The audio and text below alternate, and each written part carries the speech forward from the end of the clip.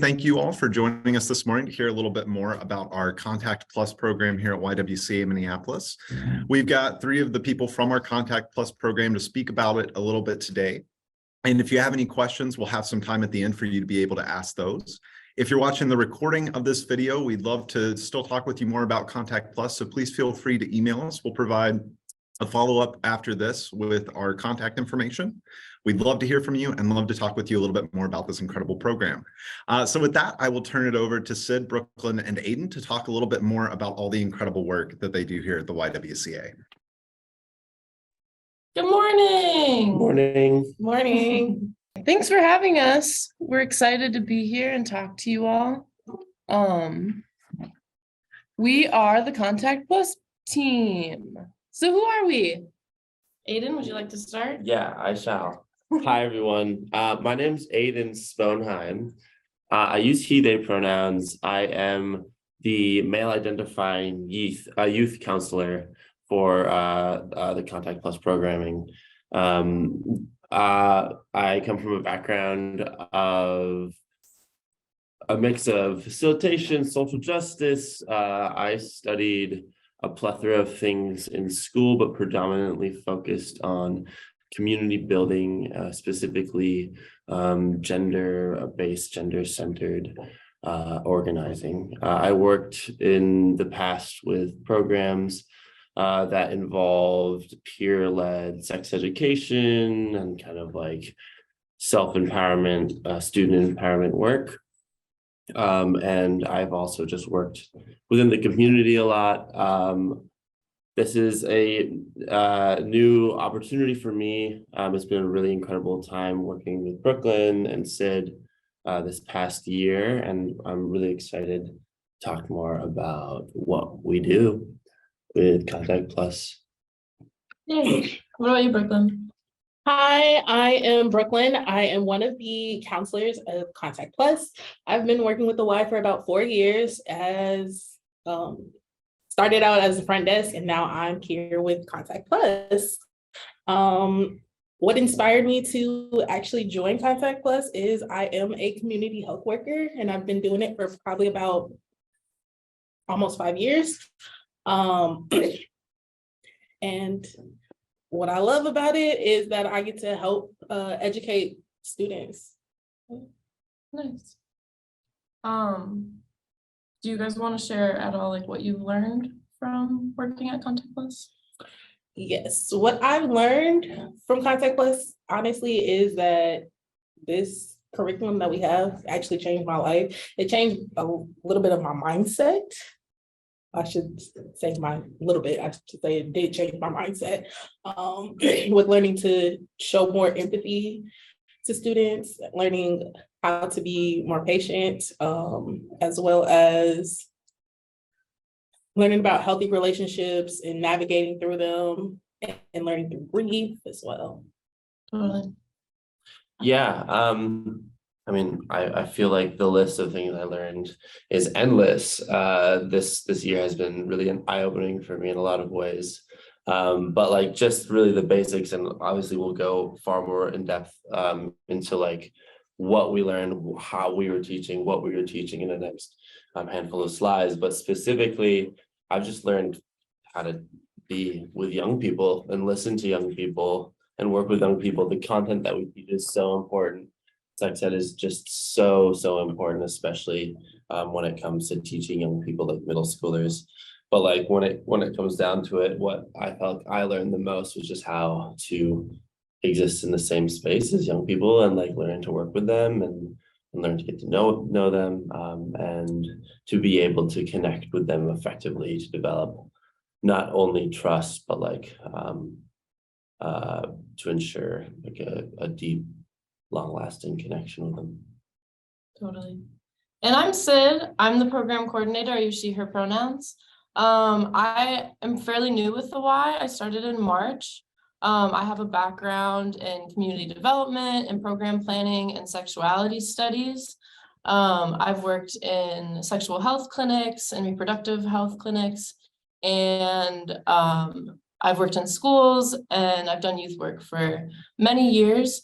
So we definitely come from all different backgrounds, and that is definitely a strength of our team. Yeah. Good. So, what is Contact Plus? Well, Contact Plus is built of multiple things. We use an inclusive, comprehensive sexual education program and curriculum, I should say. We try to value like non-judgmental and gender inclusive, as well as trauma-based evidence. And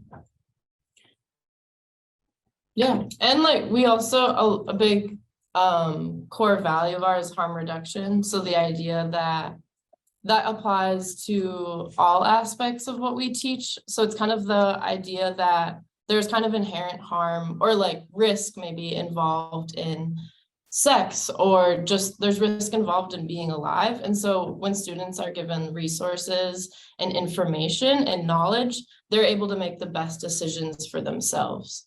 And so we really believe that like young people know themselves the best and they're the experts in their own life. And so when they have a really strong sense of who they are, and their beliefs and their values, they really can, make the best goals and decisions for their lives. So we really focus on identity, values, goals, and agency. Do you want to go to? Yeah. So yeah, building off of that, this is kind of like at the core of our curriculum. So we really see young people and all people kind of having like, everyone has a sexuality, and that doesn't just, I think often we think of sexuality as just like sex, or like anatomy, and really it's more than that. It's about thoughts and feelings and gender and relationships and values and beliefs and our bodies. And so we really see young people as like full, whole people. So that's what we mean by holistic.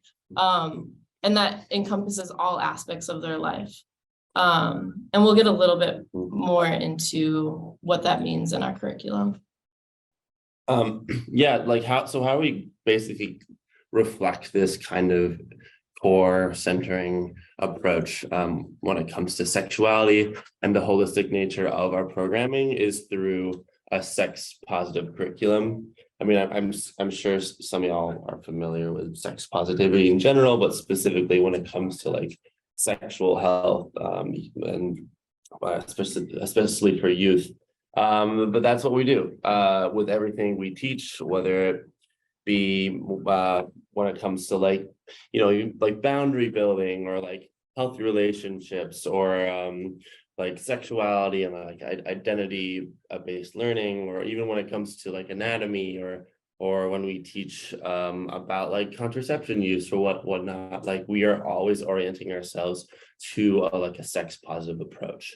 And we do that in like a plethora of different ways. But these are just some examples of how we invigorate it into our programming. So first and foremost, we provide medically accurate information with all of what we teach, and all of the content of the topics.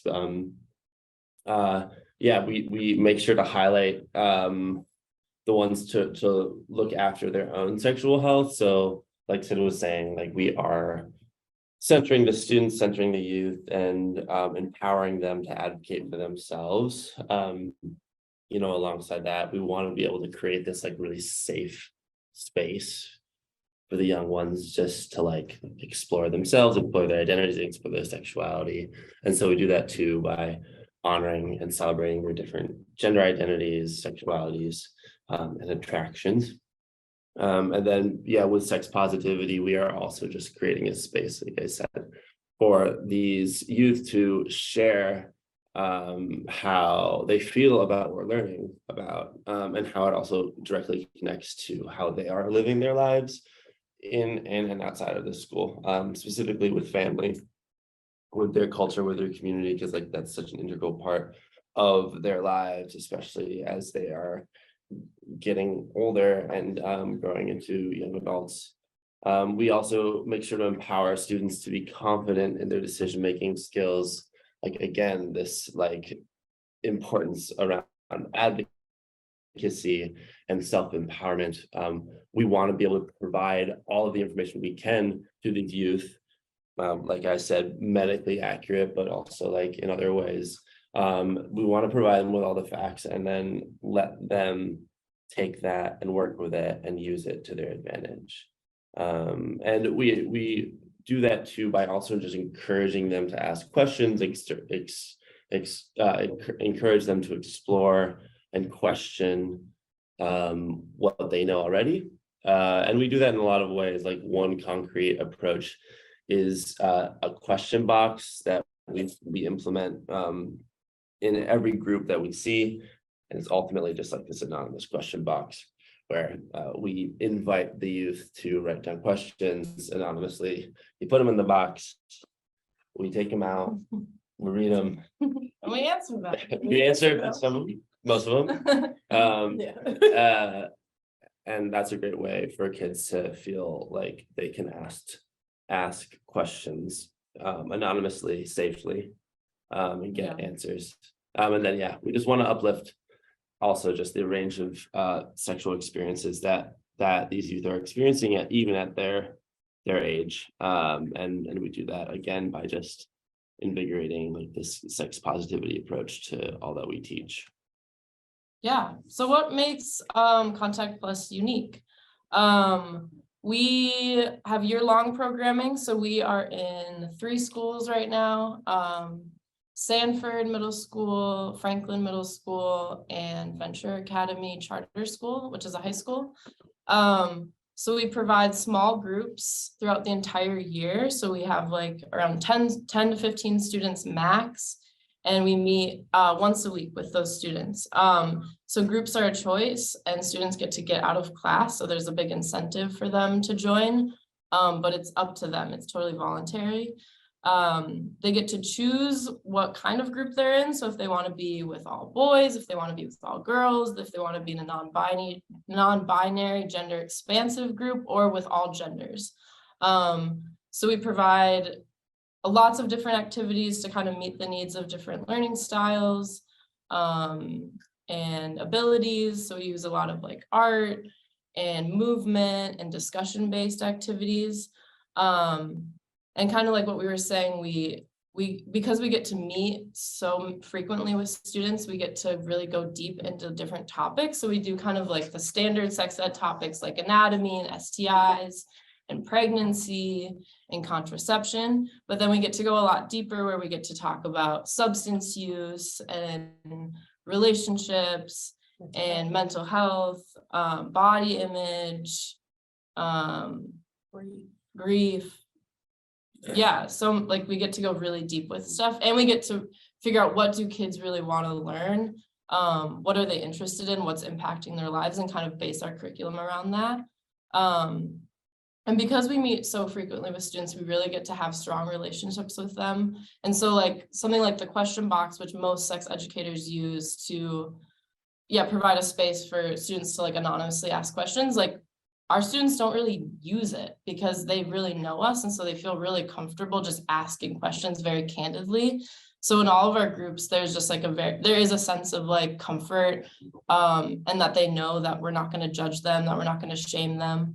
And then all of our groups are co-facilitated. So Brooklynn and Aidan are always co-facilitating, and that's just like best practice. Different identities, different genders, different races. So we really like can meet different needs of the students. Yeah, and one thing about our curriculum, the way we like have programmed it, at least this past year, is that like Sid was saying, like at a certain point in the year, like youth are so comfortable that they just really can ask us a lot of questions. And we almost plan it where the first 2-3 months are us focused mainly on like what we would call like life skill building. So exactly. So it's like relationship building, like learning about your personalities, Exactly. your identities. Yeah. Yeah, it's communication, like like it's a like a really important foundation for all of us get to not only know each other but ourselves more, feel comfortable more in the space, and then we hit like the sex topics, and that I think allows for the youth to feel far more comfortable talking about it, asking questions just about like body parts or like the menstrual, I mean, whatever. I think it's like a really cool way, and like we have that opportunity because we have the whole year Yeah, to teach the youth. which is unique because a lot of other sex ed programs through clinics will come in to a school and do just like a couple topics or a couple workshops. And then in Minneapolis public schools, 8th graders are only mandated to do like a couple units in 8th grade. And so there is like a huge gap in sex ed for specifically middle schoolers. A lot of high schools have school-based clinics and have more sex ed in their curriculum, but there's just a huge need for middle schoolers specifically to have sex ed. So that's kind of where we're trying to fill in that gap. Yeah, and so when we think about like some of the challenges of the work and the needs, we work with students from all over the metro area. So we have students with different needs, and that really requires like different responses. So yeah, different students with different socioeconomic backgrounds, gender and sexuality, race, culture, abilities, learning styles. And that makes our programs really rich. And it also it just makes it challenging to meet all of the needs of all of our students. We are like such a small team. So we can't be in all of the schools, and we can only be one place at one time. But yeah, there's a huge need for especially like queer students to have spaces within the school to be with people that they identify with a shared identity. We know that our queer students, especially like queer students of color, face just like a lot more mental health issues. They are more susceptible to like suicide. So we really see our work as kind of targeting that issue. And we work with middle school students. So it's a very like charged time. There's a lot of physical, social, developmental changes. Like I said, the importance of having a space within the school to develop like self-awareness, critically reflect on themselves, and just create empathy. There's a lot of bullying, especially towards like queer students. So that's something that we really try to address. And I think if we think about kind of the impact of the COVID pandemic that has impacted our students, just like increased mental health issues and isolation. And so that like social emotional learning was really hindered. So we're seeing a lot of that, a lot of emotional irregulation. And so that's like a huge challenge too, because students were out of school for 2 years. And so we see kind of like the impact of that in the classroom. And something like specific, like we really have to do a lot of classroom management. It's like really skilled work. And, we're like, some of us are like new professionals. And so it takes a lot of training and time to like be engaged and be on. So that is a challenge. And it's also like I think having like youth workers in the school that have like a really unique relationship with students that don't really fit in that typical like power dynamic with like teachers and students and admin and students and social workers and counselors and students.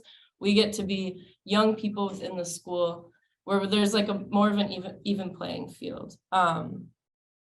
And we think that's like a huge benefit. It's unique in that way. Yeah, I would just like to add on to that. I think it provides us a really unique experience to be able to be within the school space and not necessarily be viewed as a teacher. So instead, like what you're saying, to be maybe even a mentor for some folks, or just someone that's like someone for youth to look up to go to when they like have a question or an issue and they don't feel comfortable maybe going to like a math teacher or like an advisor even, or like not even going to the nurse, but maybe it's still related to their health. And like just to be able to have that presence in a school, even though we're at Sanford only like 2 days a week at this point in time. Like Franklin and Venture were only there for 1 day, but like that probably will change in the future.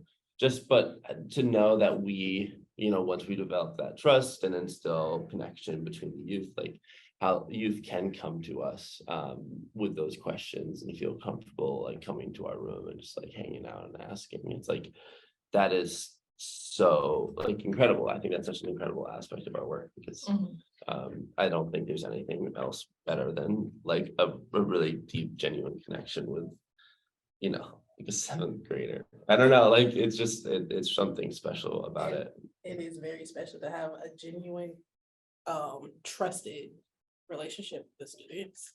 Yeah. Definitely impactful.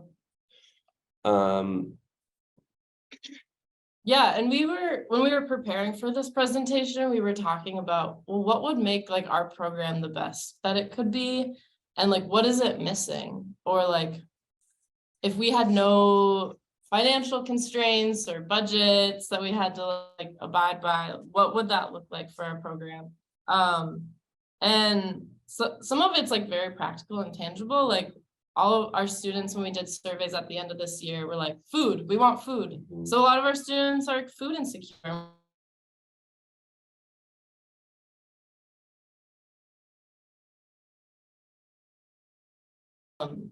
That would be amazing. We are able to give them like food at like the end of the year celebration, and like we budget for some of that. But yeah, if we could just like give every kid food every time they come to our groups, that would be amazing. Yeah, it's like there's kind of an on-running joke expectation that almost like every group we have to give them food. Yeah, like even like every single week we kind of can expect them to be like, hey, You got some food? Yeah.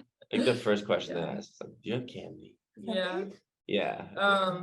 Another one is field trips. They do love to like go out and adventure, and there are a lot of places like the Science Museum have a great like body anatomy exhibit.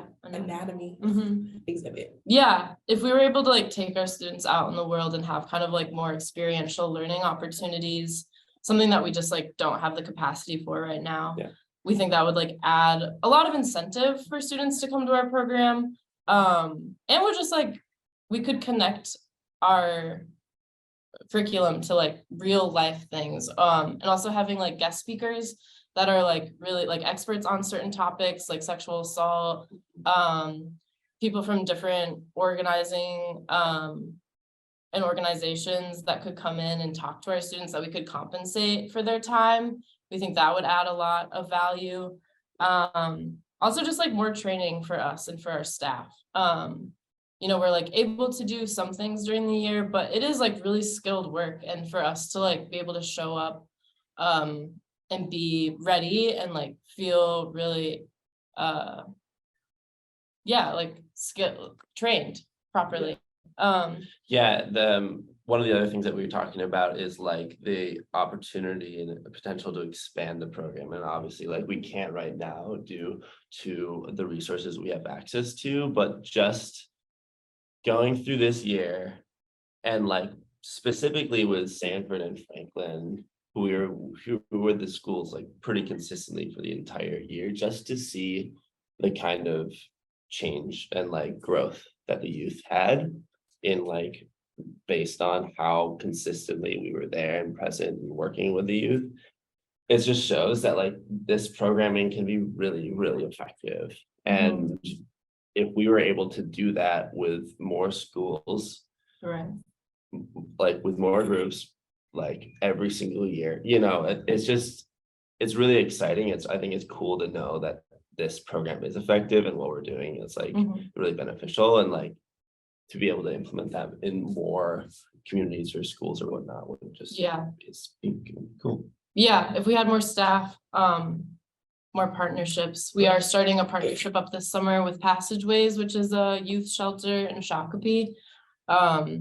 So yeah, just being able to like reach more students, more youth, and a variety of youth in different settings, just outside of even the school setting too. Another thing that we talked about is just another like very tangible thing, is being able to provide like resources and products throughout the entire year. So at the end of the year, we were able to give hygiene kits to students because we got donations of like shampoo, conditioner, deodorant, soap, Toothbrushes and tooth, toothpaste. yeah, tampons, pads.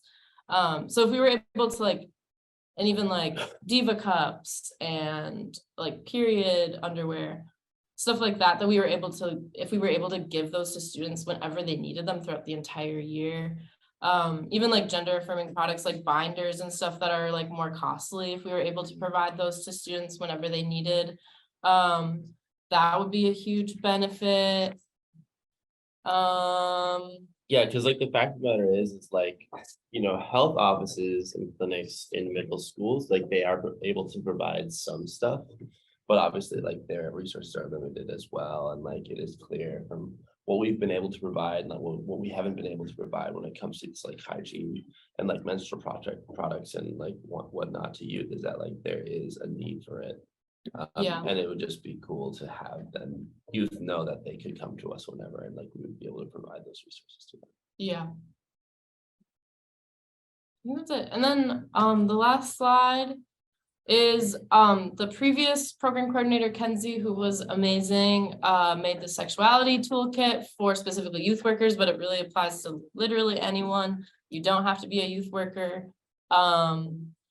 If you have young people in your life, if you kind of want to examine your own biases or understandings of sexuality, I would encourage you, it's on our website, or this QR code will take you directly to it. It has a lot of like really amazing self-reflection questions, and just gives like a really good synopsis of like what our curriculum is about. And that's kind of like how we approach the work. So yeah. And we want to open it up to questions if anyone has any. If not, Chandler will ask us some as well. I wanted to ask a little bit, because you talked about the importance of sex positivity, and it feels like often there's kind of this narrative around sex positivity that's advocating for youth to have sex. How do you kind of address, do you get many families with those kinds of concerns or misunderstandings about what sex positivity means? And if so, how do you all sort of go about having those conversations? In the beginning of our programs, like all of the families have to consent for their children, for the youth to be in our program. So it kind of like states clearly what our program is about. So we honestly don't get a lot of like pushback from families because there is just like a clear understanding of what we cover. But yeah, I think that you're right, that sex positivity can be understood as just like, yeah, you should have sex. And it's really more about just like not shaming students. And so kind of going back to that one slide of looking at the sexuality wheel, and that like sexuality is so much more than just sex. And that's actually like a small portion of our program, and so much more about like, what are your values and what are your beliefs and what are your goals? Like, what are you interested in and who are you? And that can lead you to like make the best decisions. Yeah, so just like seeing sexuality is like so much more than sexual intercourse. Yeah, just to add on to that, like, you know, when we were looking at the sex positivity slide, one of the key components to our approach is like providing like accurate medically informed information. And like, to me, when people ask like, oh yeah, why so you like telling kids to have sex or whatever, when it comes to sex positivity, it's like, no, we're not doing that. Obviously, do you think we would do that? Like, it's more so we have the facts, we have a lot of information, and we know that it's the right information because it's evidence-based. And so we are basically the facilitators of that information. Like when I talk to people about my job, I say, you know, and people have pushed back, it's like, we all know that like these young people, any young person will eventually explore their sexuality through identity, through self-expression, or through actual like sexual acts. Like we know that as a fact. And so just knowing that and recognizing that like as like a thing that happens in the world, it's important, like almost we have a responsibility then to be able to provide this information, these facts, to these young people to for them to take in and be informed about like what they do and how they can have, safe, Yeah, sexual interaction. be the safest as possible. Right. Yeah, do you all get any sort of, I guess, questions from outside of specifically the class? Do you ever hear from the students that kind of questions come up, or maybe they have questions after the school year ends? Do you all ever hear from them during that kind of time period, or is it specifically just in the setting of the class when you're kind of having those discussions and relationships? Yeah. We don't actually get questions outside of the classroom, but we do get a lot of questions inside. Mhm. And if we're not able to answer it right away, we can always tell them like, hey, we'll talk about it in class.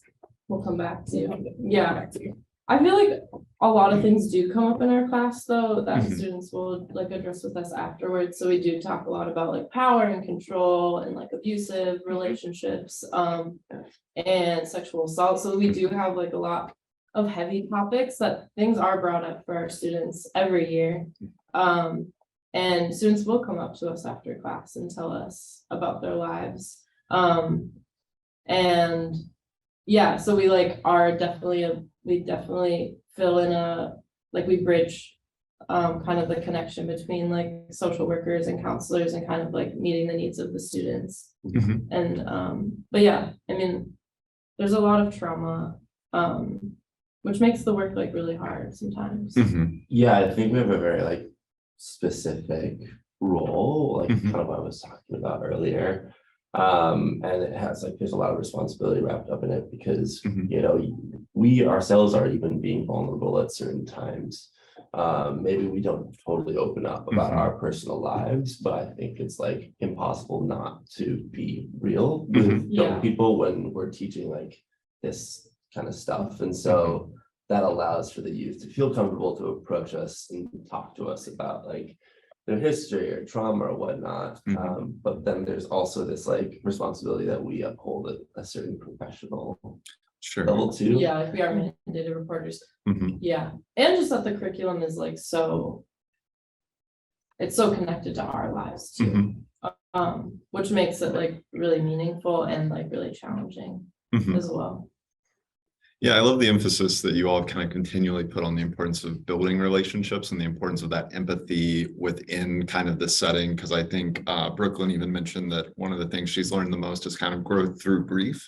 And that sort of opportunity to like listen and have empathy and be able to connect and help people kind of grow through those circumstances. It seems like, because you all did talk about a little bit, the ways in which COVID, sort of the isolation that further imposed on a lot of students, created a lot of negative repercussions that we're still kind of dealing with. Do you all see any other sort of trends, whether negative or positive, kind of in the direction or things that students are facing aside from just kind of those COVID challenges that you're hearing in the classroom? Oh, Yeah. I mean, I think our schools are really struggling in a lot of ways, like our education system. In general, I think there's been a lot of teachers leaving. There's just a lot of like inconsistency that we've seen, like especially at one of our schools. So it's just like makes it so much harder for our students to be able to like show up every day and have just like consistent teachers and not have just like subs after sub. So there's definitely a lot of that. A lot of burnout with staff in our schools, which just like has real life repercussions for our students learning. And I think like we kind of mentioned like a lot of behavior stuff, which is just like a symptom of all of that. I think like on the flip side, some positives that I've seen, I think we've all experienced, like with the youth, it comes with access to content and education online, like through social media specifically. Like it's so clear that a lot of the people that we teach, that the young people we teach, like they already are informed to a certain degree on certain topics due to their exposure via social media or TikTok or whatever. And maybe it's not fully like evidence-based. Sure. It's a good avenue to like Right. of like, Mhm. yeah, I think discuss that stuff. I think it's really cool also just to see the kind of like growth and development in terms of like personal identity when it comes to specifically like the non-binary and like all gendered groups Mhm. at Sanford. Like, I think it's a really cool thing that we have those, and Mhm. it's clear that the like the 7th and 8th and like 6th graders that we teach who are identified as non-binary or like Mhm. gender fluid or what have you, have been able to work a lot on themselves already as a young age. And I think that's a testament to their exposure to Mhm. culture and just alternative ways of thinking at via social media. Or what Mhm. have you. Yeah, it's really interesting to think about because I think you often hear sort of the negative things that go along with social media and its impact on youth, but it's a really interesting idea too to hear about the way it maybe exposes them to communities outside of what they otherwise would have had, where they can see other people that are like them or going through similar struggles and be able to kind of have that sense of familiarity well before maybe they would have previously been able to. Yeah. That's really cool. What are some things that you learned from students that more grown-up adults in the community need to know? Identity. Yeah. Identity is probably the best one I could think of. What do you mean by that? A lot of the students, like how Aidan said, a lot of the students Mhm. do know who they are. Mhm.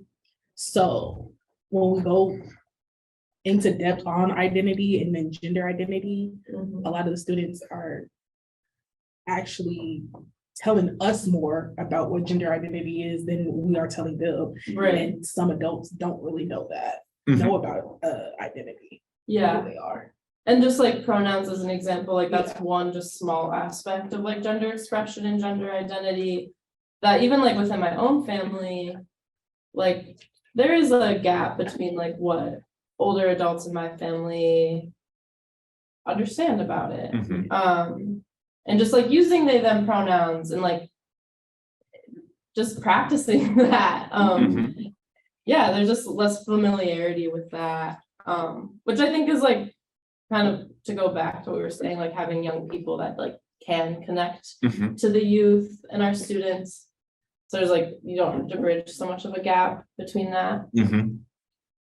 Yeah, there's this is kind of a stretch, but I can't tell you how many times like I've like on an offhand comment been like, yeah, like we'll probably have candy next week, like to a group, and then next week comes rolls around, I totally forget, but like at least 5 of the youth come to me and like, hey, where's the candy? Like you Like said you promised us candy. Yeah. And we'll be like, I'm so sorry. Right, and then I say it's a stretch because I was like, why does that matter? But it's more so just like this, the kind of like level of accountability that these youth can like hold us to is like Oh yeah. pretty cool. Yeah. And I don't think that's like that's common sometimes with adults, just in terms of being very consistent and being truthful to what you say and to follow through. It's like I'm like constantly being held accountable by youth in this job, and it's like definitely making me a better human because I'm actually like Holding ourselves accountable. I know. Yeah. I'm like And having boundaries and like modeling those healthy relationships. Oh yeah, boundaries is a big one too. yeah. Because our youth will tell us like, hey, this is a boundary that I don't feel like you're overstepping, and they'll tell you in a minute. Some adults just go over the boundaries. Yeah. Yeah, it's I think a really cool point to think about the way in which, because you all talked about earlier how the power dynamics are very different in this setting than what maybe students traditionally get. Yeah. And I think it is really interesting to hear about how sort of students are coming with a much stronger sense of self and identity, and they're not being forced, or we're at least empowering them not to kind of be molded into what this standard is, that sort of morality, other things have been placed on to say, this is who you should be, but we're giving them the tools and the empowerment to be who they want to be. Yeah. I think that's just a really cool thing that you don't often think about, the way it is subtly reinforced all throughout school. So to have something like this that you all are talking about, where it really flips that on its head and provides you the opportunity to challenge those very subtle sort of things you're dealing with constantly, it's really cool. Yeah. I think we had somebody else who had a question. If anybody has a question and wants to unmute themselves and ask that real quick, please feel free to, and then we'll wrap up with sort of any additional thoughts you all have and conclude. It looks like Bola has unmuted. Yes, I apologize for not being on Zoom. I am driving. However, I wanted to commend this group of what they're doing and intervening in. Can you hear me okay? Yes, yes. Oh, okay. And what they're doing. However, I did hear in the beginning how they said that they definitely needed to be trained. And I could hear that in the presentation. And so, but another thing that I commend you for is knowing that you need collaboration with other organizations in the community and have those, maybe those areas where you may be lacking and have professionals be able to work with the children, youth as well. So the first question is, one, have you researched other organizations in the community that you can partner with that could be in as an addition to what you're doing? And then two, how are you keeping your metrics? And like, do you keep statistics on your students? Is there what the percentage of African-American students that you reach, or Native American, or that? And then also, do you have any, I think I'm throwing a lot of that at you, but let's work with the two questions first. How do you keep your metrics for your program? Thank you for your question. Yeah, we do gather like all the demographics of our students. So we are funded by EHDI, which is called Eliminating Health Disparities. So it's like our biggest grant, and that focuses on like pregnancy prevention and STI prevention. So we do have to, yeah, like focus our grant funding specifically targeting like youth of color that do face health disparities at higher rates. So we do gather all of that information. I don't know like it off the top of my head. But yeah, does that answer your question? Yes, kind of, Okay. sort of. So you have another entity that actually is keeping your data? Yeah, the Yeah. YWCA does it. I just don't know like what the stats are Okay. off Yeah, the top of my head. alongside the demographic data that we provide, we also I'll call for surveys and implement like surveying at the end of the year Yeah, to measure the understanding and like how fulfilled youth are from the programming that we provided them. how effective it is. Yeah, which is like, I guess, another metric that we use. And then there's another question, right, about organization. Yeah, it was, have you guys currently done your own research on organizations that are within the community that you could partner with? Yeah, Yes, we are currently working with the Annex Clinic. We work with Family Tree Clinic. And there's another one.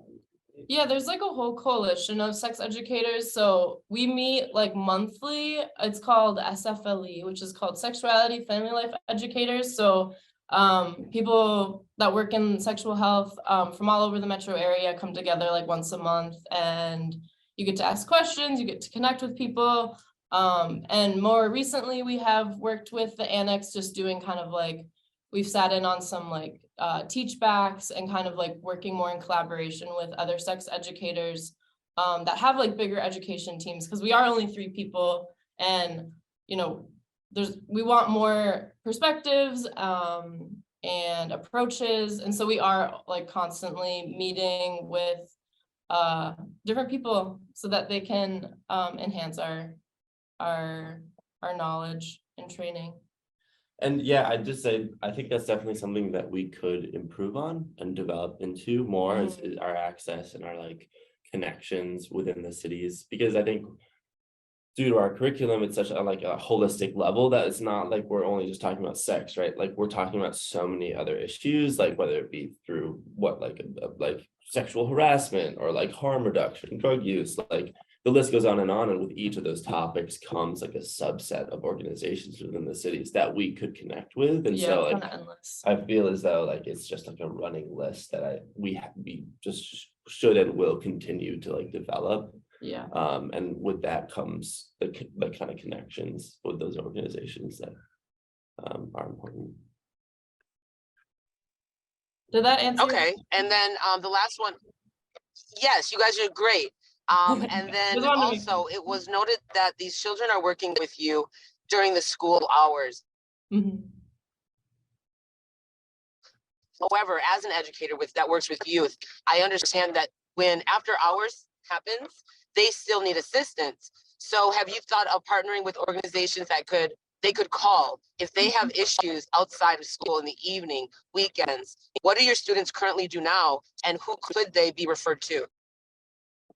Totally. Yeah. We have a lot of brochures, and like especially when we do heavier topics, we always give out resources for hotlines and organizations that specifically meet certain needs.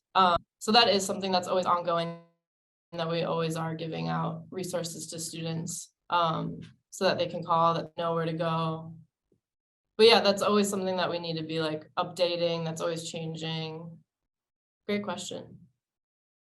Did that answer your question too? I just want to make sure we're answering. Yes, and I'm Okay. gonna leave you alone right now. Yeah, No, great thank job, you. guys. Thank Thank you. Thanks for your questions. Yeah, those were really great Yeah, questions. those were awesome. Do you all have anything else as we kind of wrap up that you wanted to mention before we break for today? I'm good. I don't know. I'd just shout out our like the team, like in Brooklyn. Just in terms of like, we're a small crew, Mhm. and we work really hard, and the school year is really intense. And like Sid, you mentioned a bit ago, it's like the stuff we were teaching is like stuff that we're going through constantly as humans, and it can be really intense for us, and we have to be really supportive with each other to be able to get through some of the content, even if it's really hard. And because we're such a small team, like it's hard for one of us to be gone. So it's just, I think we've worked really, really well together, especially as you've come on. And like, I mean, that's one of the best parts about this job, is just like to have a good crew. It's true. Teamwork. Yeah. Well, thank you all so much for your time today. It's been really wonderful getting to hear from you all. As somebody that grew up without access to this kind of information, I think it's really cool that you all are doing this work and you're forming these connections with students and getting to make a difference in their lives.